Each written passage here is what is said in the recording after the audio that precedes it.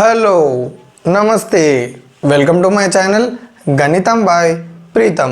మన సెకండ్ సిరీస్లో 44th video వచ్చేసి ఏంటంటే మనం ఇందాక డిస్కస్ చేసిన కాన్సెప్ట్స్ల నుంచి అంటే image and foot of the perpendicular, angle between the two lines, ఈ కాన్సెప్ట్స్ మీద మనము కొన్ని ప్రాబ్లమ్స్ని డీటెయిల్గా డిస్కస్ చేద్దాము. ఓకేనా? సో మన ఫస్ట్ ప్రాబ్లం యొక్క క్వశ్చన్ ఏందో చూద్దాం. Find foot of perpendicular from 4,1 to line 3x minus 4y plus 12 is equals to 0. So మనల్ని ఏం కనుక్కోమంటున్నాడు?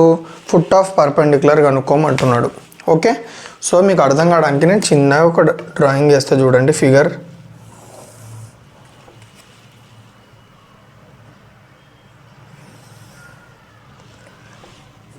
3x minus 4y plus 12 is equals to 0, 4,1. So మనల్ని ఏం కనుక్కోమంటున్నాడు? ఫుట్ ఆఫ్ ద పర్పెండిక్యులర్ కనుక్కోమంటున్నాడు. సో ఎక్కడి నుంచి డ్రా చేసిండు ఆ పర్పెండిక్యులర్ అనేది?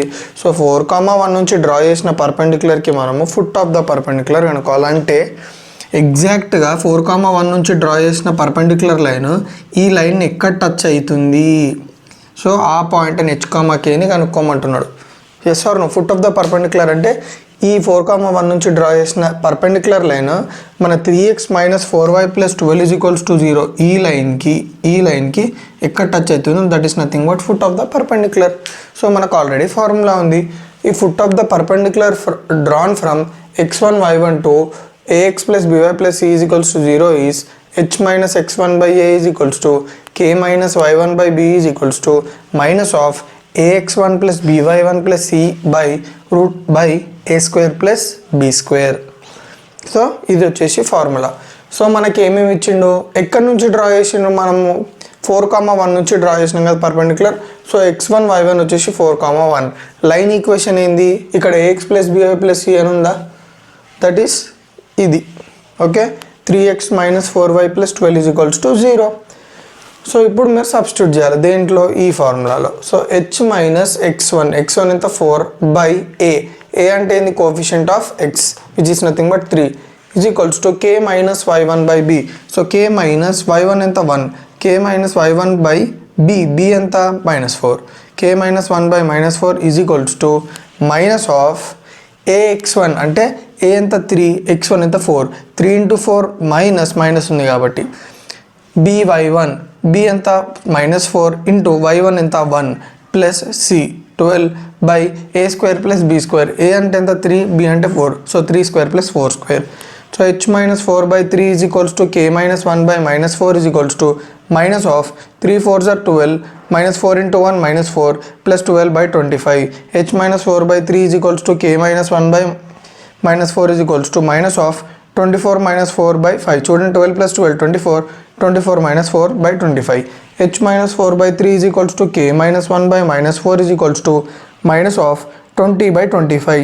5 5s are 5 4s are. So h minus 4 by 3 is equals to, ఇది వెరీ వెరీ ఇంపార్టెంట్. చూడండి ఇక్కడ నేను ఏం చేస్తున్నా అంటే ఇప్పుడు ఈ h మైనస్ 4 బై 3ని దీంతో ఈక్వల్ చేస్తున్నా. తర్వాత ఈ k మైనస్ 1 బై -4ని దీంతో ఈక్వల్ చేస్తున్నా. చూడండి h minus 4 by 3 is equals to -4 by 5. k minus 1 by -4 is equals to -4 by 5. తర్వాత చూడండి మీరు క్రిస్ క్రాస్ దీంతో మల్టిప్లై చేస్తున్నా, దీనితో మల్టిప్లై చేస్తున్నా. So 5 into h minus 4 is equals to 3 into -4. So 5 into h 5h 5 into -4 -20 is equals to 3 into -4 ఎంత? -12. So 5h is equals to ఈ -20 నట్ side పంపిస్తే +20 +20 -12. So 5h is equals to 8. h is equals to 8 by 5. So సిమిలర్గా ఇక్కడ ఏం చేస్తున్న? Cross multiplication. ఇది దీంతో. So 5 into k minus 1 is equals to -4 into -4 ఏంది? +16 కదా? Minus into minus plus 4 into 4 16. So 5 into k 5k 5 into -1 -5 is equals to 16. 5k is equals to 16 plus 5. k is equals to 16 plus 5 into 21 by 5. So h value వచ్చింది, k value వచ్చింది. So క్లియర్గా అర్థమైందా? Next find angles of triangle formed by the lines x plus y minus 4 is equals to 0, 2x plus y minus 6 is equals to 0, 5x plus 3y minus 15 is equals to 0. So మనల్ని ఏం కనుక్కోమంటున్నాడు, ఈ 3 lines అనేటివి ఒక triangle form చేస్తున్నాయి అన్నాడు. ఏ lines, this one and this one are forming triangle. మనల్ని ఏం కనుక్కోమంటున్నా అంటే ఆ ట్రయాంగిల్లో ఉన్న యాంగిల్స్. ఓకే, సో ఇప్పుడు నేను ఒక ట్రయాంగిల్ గీసినాను చూడండి. ఈ ట్రయాంగిల్ వచ్చేసి ఈ 3 లైన్స్ తోటి ఫామ్ అయింది. చూడండి, దీన్ని లైన్ 1 అనుకుంటున్నా, లైన్ 2 అనుకుంటున్నా, లైన్ 3 అనుకుంటున్నా. చూడండి, లైన్ 1, లైన్ 2, లైన్ 3. సో ఇప్పుడు మనల్ని ఏం కనుక్కోమంటుండే, ఈ యాంగిల్స్ని కనుక్కోమంటుంది. ఎస్ ఆర్ నో, లైన్స్ మధ్యలో ఉన్న యాంగిల్స్. సో ఇప్పుడు ఈ యాంగిల్ని ఆల్ఫా అనుకుంటున్నా, ఈ యాంగిల్ని బీటా అనుకుంటున్నా, ఈ యాంగిల్ని గామా అనుకుంటున్నా. సో ఇప్పుడు మనము ఆల్ఫా, బీటా, గామా కనుక్కోవాలి. సో మనకి angle between the 2 lines formula ఉందా లేదా? Yes. If theta is the angle between the 2 lines, if theta is the angle between a1x plus b1y plus c1 is equals to 0, a2x plus b2y plus c2 is equals to 0 is cos theta is equals to a1 a2 plus b1 b2 by root of a1 square plus b1 square into root of a2 square plus b2 square. So ఇక్కడ నేను angle between the 2 lines అనే concept ఎందుకు తీసుకొచ్చిన అంటే, మీరు చూడండి, ఇప్పుడు నాకు ఆల్ఫా కావాలనుకోండి, లైన్ 1 ఉందా, ఇది లైన్ 1 కదా, ఇది లైన్ 2 కదా, ఆ రెండింటి మధ్యలో యాంగిల్ కనుక్కుంటే నాకు ఆల్ఫా వచ్చిందా లేదా? సిమిలర్గా నేను ఇది లైన్ 1, ఇది లైన్ 3, లైన్ 1 లైన్ 3కి మధ్యలో ఏం యాంగిల్ ఉంది, బీటా. నెక్స్ట్ లైన్ 2కి లైన్ 3కి మధ్యలో ఏముంది, గామా. సో నాకు యాంగిల్ బిట్వీన్ 1 and 2 చేస్తే ఆల్ఫా వస్తుంది, యాంగిల్ బిట్వీన్ 1 and 3 చేస్తే బీటా వస్తుంది, యాంగిల్ బిట్వీన్ 3 and 2 చేస్తే గామా వస్తుంది. సో క్లియర్గా అర్థమైందా ఇప్పుడు నేను angle between the lines concept ఎందుకు అన్నాను? సో ఫస్ట్ మనం ఏం చేద్దాము, లైన్ 1 లైన్ 2కి మధ్యలో యాంగిల్ని కనుక్కుందాం. అంటే లైన్ 1 లైన్ 2 ఈ రెండింటికి మధ్యలో యాంగిల్ ఎంత ఉంది, ఆల్ఫా. సో ఫస్ట్ మనం ఏం రాసుకుందాం అంటే ఫార్ములాకి సంబంధించినవి ఇవి a1 అవన్నీ ఏందో రాసుకుందాం. a1 a2 b1 b2 అంటే ఏందో రాసుకుందాం. సింపుల్గా చాలామందికి డౌట్ ఉంటుంది, a1 b1 c1 a2 b2 c2 ఏందనేది. సింపుల్గా ఇవి ఆ పర్టికులర్ లైన్ ఈక్వేషన్ యొక్క కోఎఫిషియంట్స్ అనమాట, వేరియబుల్స్వి. ఫర్ ఎగ్జాంపుల్ a1 అనుకుంటున్నా, ఎక్స్ యొక్క కోఎఫిషియంట్ అది, b1 వై యొక్క కోఎఫిషియంట్, c1 కాన్స్టెంట్. అర్థమైందా? సో అట్లనే దీనికి చూడండి, 2x + y - 6కి ఎట్లా రాస్తారు, a2 అంటే కోఎఫిషియంట్ ఆఫ్ x 2, b2 అంటే కోఎఫిషియంట్ ఆఫ్ y 1, c2 అంటే కోఎఫిషియంట్ కాన్స్టెంట్ -6. సో మనం ఏం కనుక్కుంటున్నాం, యాంగిల్ బిట్వీన్ 1 and 2 అంటే ఏమొస్తుంది మనకి, ఆల్ఫా. అందుకే నేను కాజ్ ఆల్ఫా పెట్టిన. So cause alpha is equals to formula ఏంది, a1 a2. So a1 a2 ఎంత, 1 × 2 ప్లస్ b1 b2 అంటే b1 ఎంత 1, b2 ఎంత 1. So 1 × 1 by root of a1 square plus b1 square అంటే రూట్ ఆఫ్ a1 స్క్వేర్ ఎంత 1 square plus b1 square ఎంత 1 square. So root of 1 square plus 1 square into root of a2 square plus b2 square అంటే a2 square ఎంత 2 square plus b2 square ఎంత 1 square.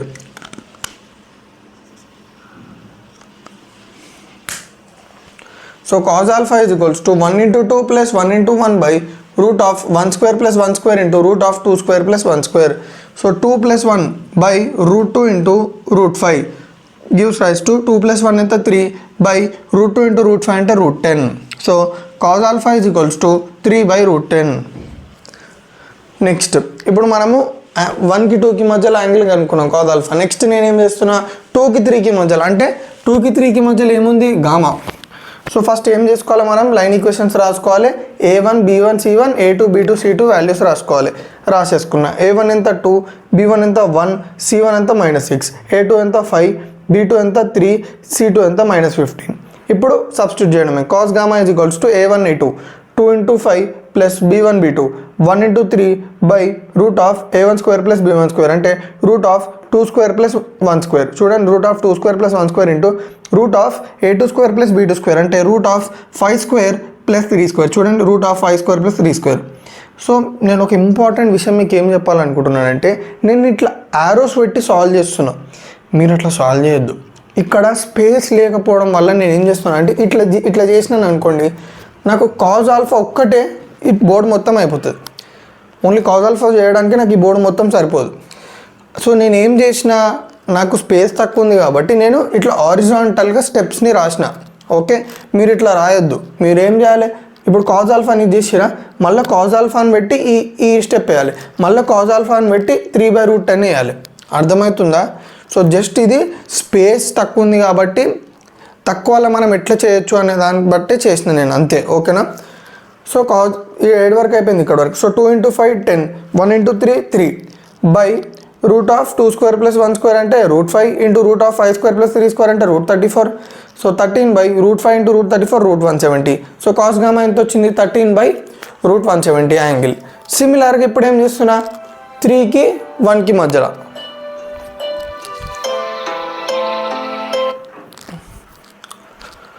So సిమిలర్గా ఇప్పుడు నేనేం చేస్తున్నా 3కి 1కి మధ్యలో చూడండి 3కి 1కి మధ్యలో. సో ఇప్పుడు 3కి 1కి మధ్యలో ఎట్లా చేస్తాం చెప్పండి. సేమ్ లైన్ ఈక్వేషన్స్ రాసుకోవాలి, కోఎఫిషియెంట్స్ రాసుకోవాలి, a1 a2 అన్ని వాల్యూస్ రాసుకున్న తర్వాత యాంగిల్ ఏంది చూడండి 3కి 1కి మధ్యలో beta. So cos beta is equals to a1 a2 అంటే 5 ఇంటూ 1 ప్లస్ b1 b2 అంటే 3 into 1 by root of a1 square plus b1 square అంటే root of 5 square plus 3 square into root of a2 square plus b2 square అంటే 1 square plus 1 square. తర్వాత ఏమొస్తుంది 5 1 5 plus 3 1 3 5 plus 3 8 by root of 5 square plus 3 square అంటే root of 25 plus 9 into root of 1 square plus 1 square అంటే root 2 8 by root of 25 plus 9 అంటే root 34 into root 2 gives rise to 8/√68. So 8 by ఇప్పుడు root 68ని ఎట్లా రాసుకోవచ్చు అంటే 2√17 2 1 2 4. So cos beta is equals to 4/√17. So క్లియర్గా అర్థమైందా?